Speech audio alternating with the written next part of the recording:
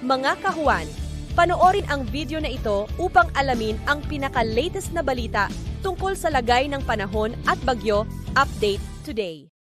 Narito ang ating pinakahuling satellite image kung saan ang ridge ng high pressure area ay nag-extend over northern at central Luzon. So ang high pressure area ay associated sa sinking air. So yung areas affected ng ridge o kung saan nag-extend ang ridge ng high pressure area ay less likely nga yung cloud development at nagiging less likely din ang mga thunderstorm development. Makita nga rin natin sa ating satellite image na halos malinis yung ating buong kapuluan.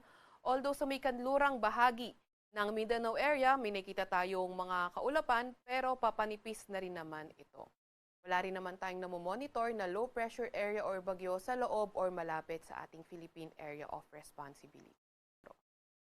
Update muna sa heat index. Kahapon nga ang naitalang pinakamataas na heat index sa ating bansa ay sa may Dumangas, Iloilo at 35 to 36 degrees Celsius ang heat index na naitala sa Metro Manila. Ngayong araw naman tinatayang 36 to 37 degrees Celsius ang heat index sa Metro Manila at 42 degrees Celsius naman ang posibleng pinakamataas na heat index ngayong araw. Yan ay sa may Dumangas, Iloilo. Update naman sa lagi na ating karagatan, wala pa rin tayong nakataas na gale warning sa kahit anong dagat baybayin ng ating bansa.